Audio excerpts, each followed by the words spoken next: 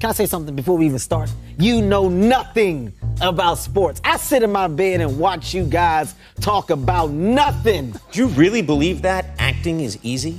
They tell me what to say, they tell me what to wear. It's a piece of cake. Oh, did you see Mamma Mia? He was very good in Mamma Mia. Did you see that? That was a dreadful film. Didn't you think that was a good film? Sometimes, our favorite stars drop the Hollywood polish and deliver raw, unfiltered truths. From awkward interviews to brutal takedowns, these moments remind us that even celebrities can't resist a good dose of honesty. On the 1982 Late Night with David Letterman, Christopher Reeve didn't shy away from criticizing his Superman co-star Marlon Brando during an interview. I must say, I don't say this to be vicious, but I don't worship at the altar of Marlon Brando because I feel that he's copped out in a certain way. He could really be inspiring a whole generation of actors, but what happened is the press loved him whether he was good, bad, or indifferent. So he doesn't care anymore, and I just think it would be sad to be 53, whatever he is, and not give a damn, that's all. I just think it's too bad that the man has kind of been forced into that hostility. He expressed dissatisfaction with Brando's lack of effort, revealing the frustrations of working with a legend who wasn't pulling his weight. Was it exciting to work with him, though? Not really, no. No. I had a wonderful time, but the man didn't care. I'm sorry. He just, took the $2 million and ran, Yeah. I appreciate you being here. It was a lot of fun Marlon's going to kill me, but anyway, No. thank you. Speaking of unvarnished truths, Aubrey Plaza's first-day confession will leave you both cringing and laughing. During an interview, Aubrey Plaza recounted how her first day on set involved a particularly uncomfortable scene with little direction. I read it on the page, and it said, Brandy masturbates. And in my head, I envisioned a nice scene where you just see my hand slowly go out of frame. Right, the frame stops. The frame stops. And then the hand, here, and then that's the left is left to the imagination. That's right. That's what I thought I was going into. But then when I showed up, the camera was mounted on the ceiling. I was in my underwear and a Clinton t-shirt, and there were a bunch of old men smoking. True to her quirky charm, she approached it with the kind of commitment that left audiences laughing. I thought I was doing one thing, and then when I showed up, it was a whole different thing. It was a full body shot, and I asked the director, what should I do? And she said, masturbate, like it says in the script. What a kind directorial note. Well, yeah. From awkward beginnings to brutal critiques, let's hear what Miriam Margolyes had to say about a certain musical. Miriam Margolyes didn't hold back when asked about Mamma Mia. She shared her dislike for the film right in front of one of the cast actors, Dominic Cooper, who was sitting right beside her. No, did you see Mamma Mia? He was very good in Mamma Mia. Did you see that? That was a dreadful film. Didn't you think that was a good film? I can't possibly think that. Yes! It was fun, Miriam! It was the film of Mamma Mia! Her bluntness turned the interview into a hilariously awkward moment. And now, on to Alec Baldwin's take on The City That Never Sleeps. On the 2014 Late Night with David Letterman, Alec Baldwin shared his colorful take on the contrast between New York and Los Angeles. Do you decide to move to Los Angeles where everything is behind a gate? You're in a car, your feet never touch public land. You never interact with the public. And in New York, millionaires and whores shoulder to shoulder in New York. Speaking of candid revelations, Carrie Fisher's take on Star Wars was as bold as it gets. During her Late Show interview in 2016, Carrie Fisher shared how Star Wars demanded her to lose weight. Were you asked to physically transform at all as Princess Leia? I heard they asked you to lose weight. They did. They always do. They want to hire part of me, not all of me. So they want to hire about 3/4. And so I have to get rid of the 4th somehow. Moving from Hollywood to fashion, let's dive into Jim Carrey's unconventional take on an iconic event. Jim Carrey openly questioned the significance of a high-profile fashion event. I wanted to find the most meaningless thing that I could come to and join, and here I am. I mean, celebrating. you got to admit it's completely meaningless. Well, they say they're celebrating icons inside. Celebrating Do you believe icons. in Boy, that is just the absolute lowest aiming, possibility that we could come up with. It's like icons. His existential musings and sharp humor were classic Carey, leaving interviewers and fans alike unsure whether to laugh or rethink their life choices. Speaking of sharp humor, Patti LuPone's comments about a pop icon are unforgettable.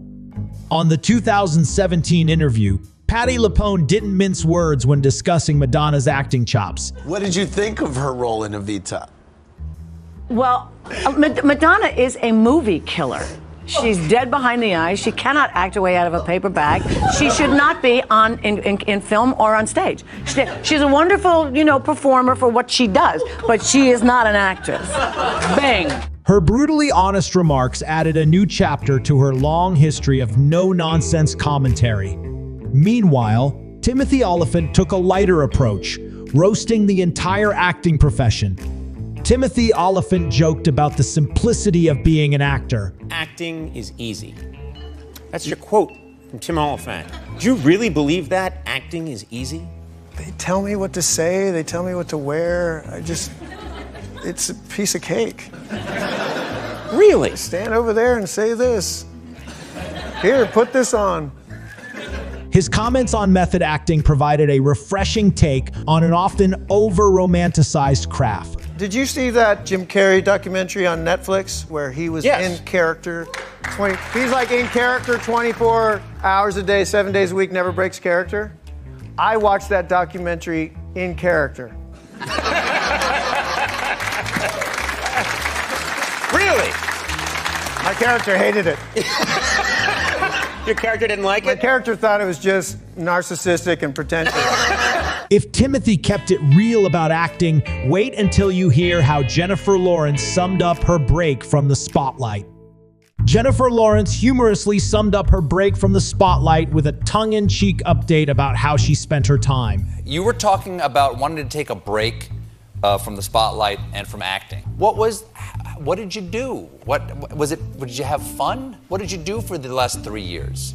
I just have a ton of sex. Good for you. Good for you. From breaks to breakdowns, Naomi Campbell Shade on a famous feud stole the show. Naomi Campbell's commentary on a high-profile feud at Fashion Week was as sharp as her runway walk. What did you think about Nicki and Cardi's altercation at Fashion Week? You were at that party, right? No, it was called the Icon Party, but there were no icons there. Oh. On the topic of icons, Dakota Johnson delivered one of the most memorable interview moments in talk show history. Dakota Johnson humorously pointed out Jimmy Fallon's tendency to interrupt his guests during their interviews. But are you in a cabin somewhere? Yes, it's a sort of lodge in Big Sur. Sorry. And so you go out to walk the dog? Well, no. It's cool. I sort of... Do they allow dogs at the hotel? Aren't you supposed to let people talk on the show? The candid moment highlighted her quick wit and ability to control the conversation. And just when you thought Dakota was done with her honesty streak, she faced off with Ellen DeGeneres. Dakota Johnson corrected Ellen DeGeneres during a live interview about her birthday party invitation, creating one of the most awkward yet entertaining moments in talk show history. How was the party? I wasn't invited. Actually, no, that's not the truth, Ellen. You were invited. Last time I was on the show, you gave me a bunch of about not inviting you, but I didn't even know you wanted to be invited. Well, who doesn't want to be invited to a party? Well, I didn't even know you liked me. Moving from awkward interviews to unapologetic monologues, Ricky Gervais brought the house down at the Golden Globes. In 2020, Ricky Gervais used his platform as host of the Golden Globes to roast Hollywood's hypocrisy. If you do win an award tonight, don't use it as a platform to make a political speech, right? You're in no position to lecture the public about anything. You know nothing about the real world. Most of you spent less time in school than Greta Thunberg. So, if you win, right, come up, accept your little award, thank your agent and your God, and off, okay? Not only that, he also joked about Harvey Weinstein, referencing the disgraced producer's crimes and Hollywood's complicity. Our next presenter starred in Netflix's Bird Box, a movie where people survive by acting like they don't see a thing. Sort of like working for Harvey Weinstein. You did it. I didn't. You did it. Shut the f*** up. And when a Hollywood slap made headlines, Gervais wasn't done speaking his mind.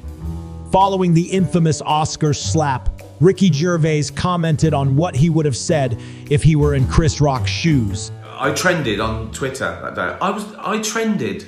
I wasn't even there. Nothing to do with me. Because people are saying, what would Ricky Gervais have said? What would have happened to Ricky Gervais? Well, nothing. And I said this live. I said, nothing would happen to me because I wouldn't have told a joke about his wife's hair. I'd have told a joke about a boyfriend. His cutting humor reminded everyone why he's the king of comedic honesty. Switching gears, let's dive into Kate Hudson's memorable lie detector moment. During a Vanity Fair lie detector test, Kate Hudson revealed a surprising detail about her on-screen chemistry with a former co-star. And like longhorns. You know what I mean? How about let's add someone else to the mix? Oh, How jeez. about him? Now who's the better kisser? No, canceled. Canceled. Her lighthearted honesty made the interview a viral sensation. Speaking of viral moments, Cheryl Lee Ralph had a message for her younger self that also sent ripples through Hollywood. At the Golden Globes, Cheryl Lee Ralph shared a heartfelt message about self-love, while subtly shading societal beauty standards. What would you want to tell your 15-year-old self right now on this carpet? You're talking to my 15-year-old self. There's nothing wrong with your nose. There is nothing wrong with the shade of your skin. And there is certainly nothing wrong with your lips, because there will be some people called Kardashians and they will pay $10,000 for your lips. Hang in there, 15-year-old Cheryl Lee Ralph. You're good. Her words resonated deeply, proving her wisdom and wit are timeless. From heartfelt to hilarious, Kevin Hart's banter on First Take was a slam dunk. Kevin Hart's guest appearance on First Take turned into a comedic roast, with the star poking fun at the host's commentary. Can I say something before we even start? Okay. You two disgust me. Okay? I'm gonna come out and say it. You know nothing about sports. I sit in my bed and watch you guys talk about nothing every morning. Do you know how upset it makes me? His quick wit and humor kept the segment buzzing long, even after the show finished airing. Why morning after morning do you sit up in your bed watching us talk about nothing? Could it be because you're addicted to watching us talk about nothing? No. Like so many viewers are? No, I'm addicted to what are you going to say wrong next, Skip? Oh. Okay, that's what I'm addicted. You know, Skip, I've never seen a man that can be wrong and keep the same straight face. And I've never seen somebody that's wrong so much and look in the camera and not blink. And finally, Rob Schneider closed the loop with his fiery comments. In 2024, Rob Schneider didn't hold back when talking about the Oscar slap, offering a sharp critique to Will Smith's behavior. Will Smith is a twat. Oh, I liked him. Will Smith has been hiding the fact of who he really is, and it was exposed that night. That he's really an asshole. He's a deep, dark thing. To do that in front of all those people, and to a really great, legendary comedian who's literally the best comedian of our generation. His bluntness added yet another layer to the ongoing discourse surrounding the incident. Will Smith is like, for me, when I met him, right, I always say... Like the nicest, most wonderful, he's a liar. Complete, utter fraud. The thing is, that's how politically correct the Academy is. Right. That they were so cowardly. They were so worried about being, racist or whatever. They were like, we can't be. The point is, violence is what it is, and what the color of your skin or your religion doesn't matter. Sure. If you commit a crime in front of other people, you get hauled out of there. Yeah, but didn't you also sort of think, he's standing up for his missus? It doesn't matter. You can't hit another dude.